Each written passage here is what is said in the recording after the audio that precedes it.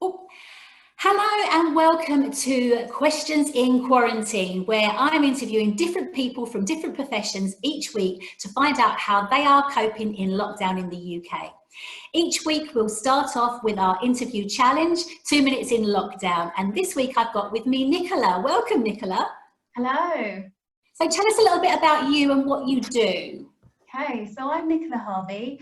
I am the founder of Mindful Stars. It's a mindfulness organisation where we do mindfulness sessions, meditations, wellbeing audits, and I'm also the author of Mindful Little Yogis, a book which sort of provides practical strategies to sort of help children sort of work on their self-regulation at different times.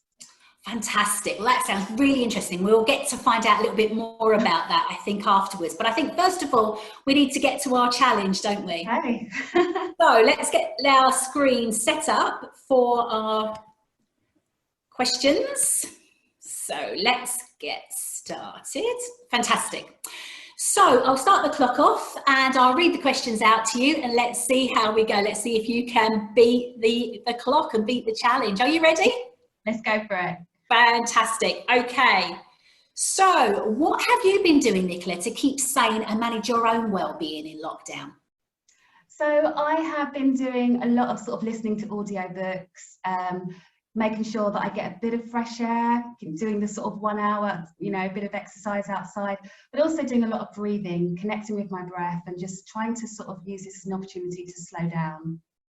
Oh, it's so important, isn't it? Because a lot of the times we feel a little bit sort of overwhelmed with stuff. Exactly, yeah. So what's the one thing that you've learned about yourself, Nicola, during this time that we've all been locked down here in the UK? I've actually learned that I'm more resourceful than I gave myself credit for.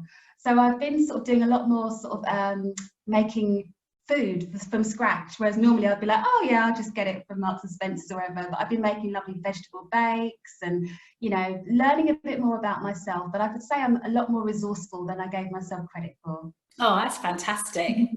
Wonderful. Okay, so bearing in mind there'll be families, parents, young people watching this, can you share a little tip or a piece of advice for those people watching that might be helpful, sort of based on your professional experience? Yeah, I would just say take every single day as it comes. We are going through sort of an unprecedented time and don't be so hard on yourselves. You're not teachers, you're not sort of childcare professionals, unless you are, well done. But just take every day as it comes and no 2 days are going to be the same. As long as you're there, opening up the space and listening to your child and working together as a family, just do as best you can. That's great advice. Final question. What's the one thing you think you're going to miss when things go back to normal, and what's the first thing you're going to do? I think the one thing I'll miss is this slow pace, being able to relax. And the first thing I'll do is go out dancing. Yeah, really get the move on, get the groove on. Fabulous.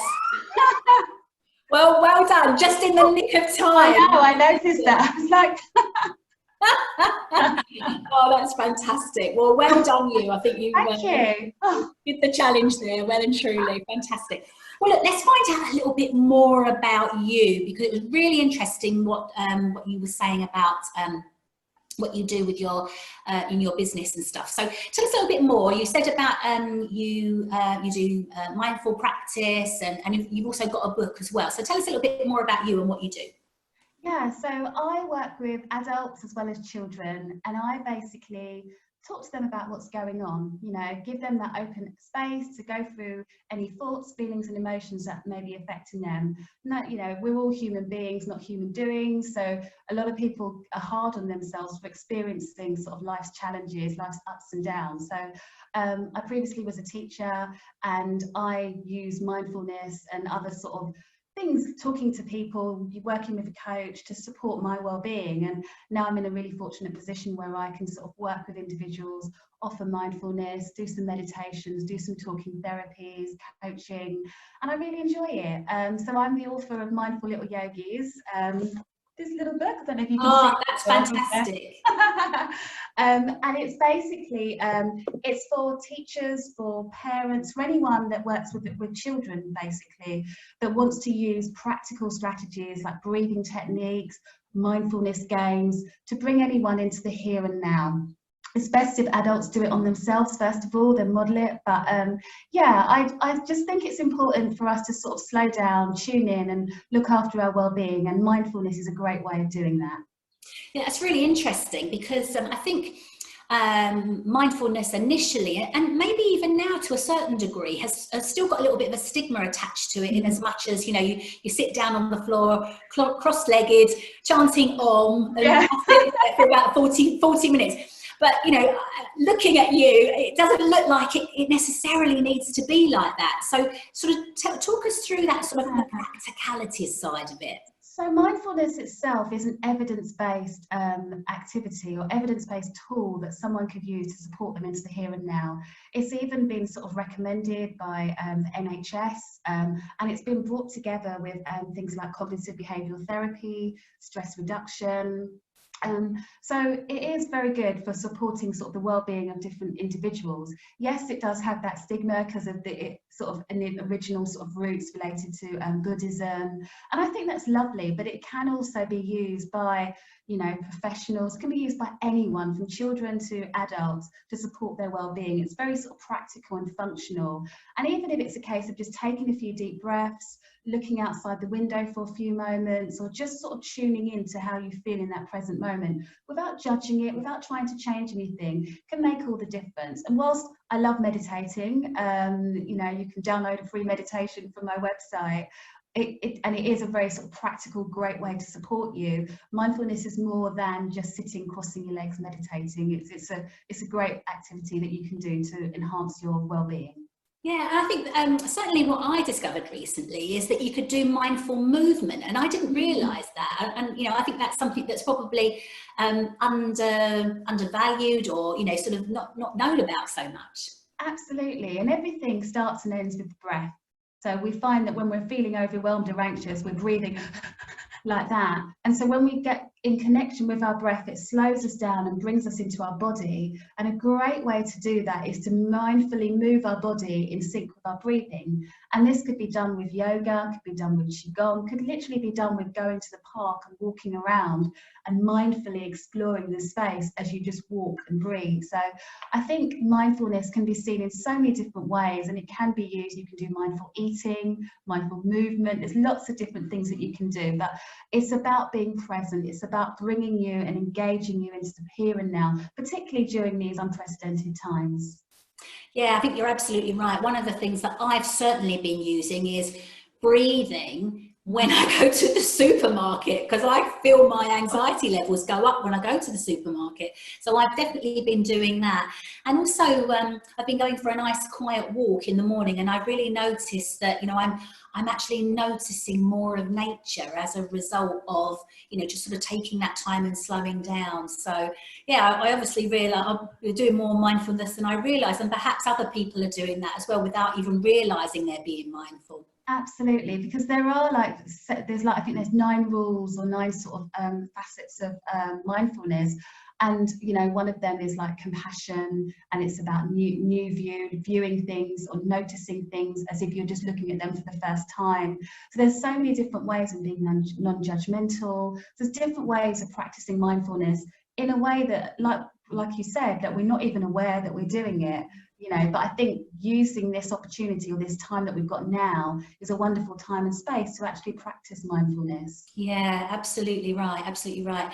So I know that your book, you were just saying, your lovely book, has got practical tips inside. What would you say a tip that you would give people watching, a practical tip for children?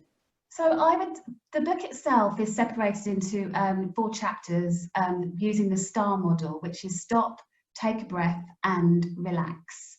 And I think that's a really lovely acronym for anyone that is a little child or an older adult. It's a great tool that you could use. It's basically a mindfulness way of, if you're feeling a bit overwhelmed, just pause for a moment, just stop. You don't need to stop, just pause for a moment. And then the T is take a breath. And this is where you could practice some lovely sort of breathing exercises. Could literally just be noticing the the air coming in and out of the nostrils, or doing some belly breathing, or doing mindful movement with the breath. So there's lots of different breathing activities within the book. And the next part is and that's the grounding part of the star. And this is where you could maybe make a glitter jar, you know, like a calming jar. It's something that you sort of shake, and then the glitter, it all sparkles. Oh, I love those. I do as well, I do. And then once it's settled, the water becomes clear, and that should be in connection with how you're feeling. And then, but there's lots of grounding activities like 5, 4, 3, 2, 1, lots and lots. I won't go on. But then the last part is relax. And relaxation, again, it can be meditation. It doesn't have to be. It could be dancing. It could be doing some star jumps. It could be just reading a nice book, or just walking away from the situation, or even returning from a different renewed mindset. But I really love the star model because it really sort of is, it's inclusive. So the book itself is for people or children with special educational needs, but it can be for anyone. I mean, I'm very passionate about SEN because my background is working with kids on the autistic spectrum, because I do feel that they're not always sort of catered for when it comes to working, when it comes to things like mindfulness. But I would say the star model is a wonderful thing for anyone, particularly those that are sort of struggling to process their emotions. Fantastic. So it was stop, take a breath, and relax. I love that. So inspiring, so inspiring. I really love it. Fantastic. I'll come back to your book at the end then. Fantastic. Okay. That, I found that really inspires. But what inspires you, or who inspires you, and why? Okay, so I've got 2 people. I mean, I'd say Oprah Winfrey, Queen O. She's amazing. She didn't obviously come up from, you know, she came from humble surroundings and didn't let her past affect how she is today.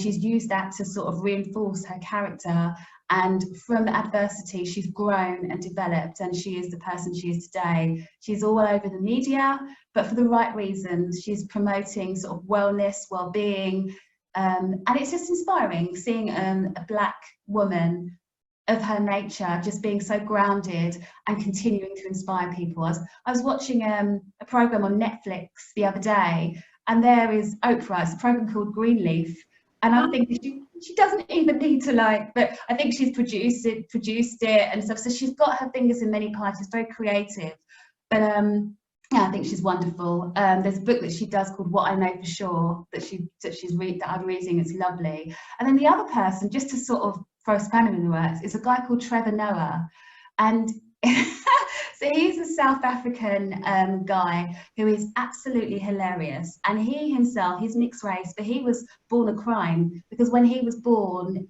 they were, you know, it was against the law in South Africa to be born of mixed heritage. So often when he was walking down the street with his mum, he had to sort of hide, or she had to, you know, it was very, very, very difficult situation that he grew up in. But again, he didn't allow the adversity to hold him back.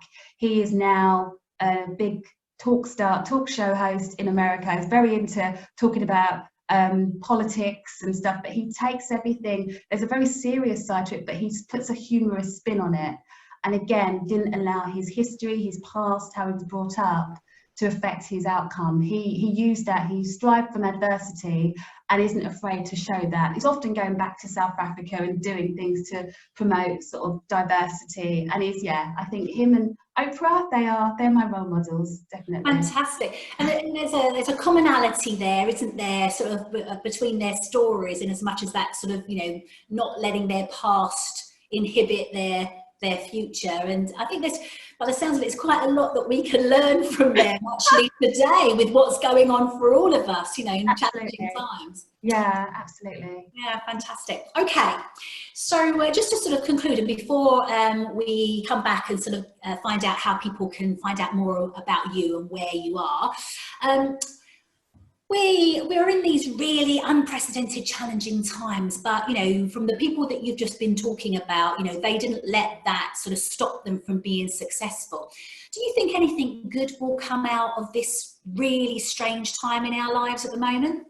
Yeah, I mean, it's a very difficult time, just following the news and everything, but I would definitely say that when things do get back to normal, as a, you know, a new normal, I think we'll be a lot more appreciative of the little things like going to the shops, walking around the supermarket, hugging our friends and family. So I think out of this, it's a horrible situation, but I think gratitude will be something that things that we've took for granted in the past will be like, oh, thank goodness I've got that, you know. And I think for me, I'm grateful to have a roof over my head, be able to go to the shops and have the money to pay for that. So it's really made me look at things from a different perspective and value the life that I've got and the opportunities I've got. So I think let's hope that after this, or after all of this adversity, it'll be an opportunity for us to come together and value who we are, what we've got, and be grateful to be here now. Oh, amen to that. I really hope that that is the case. That's lovely. Fantastic. Well, look, I could talk to you all day. I wish we had longer. I really do. You're such an inspiring person to talk to. Thank you. Fantastic. Look, pop your book up again. Let's everybody have a look at your book. Where can they get hold of your book? So Mindful Little Yogis is the name of the book. Yeah. Where can they get hold of your book? Yeah. So they can get the book on, I don't know if you can see it very well, it's very light here. I can see that. No, you can get the book from Amazon and from all good bookstores. Yeah, so it's out there and it's available internationally, again in all good bookstores or in Amazon. So fantastic. So Mindful Little Yogis, they can get hold of that on Amazon. But where can people find you, Nicola?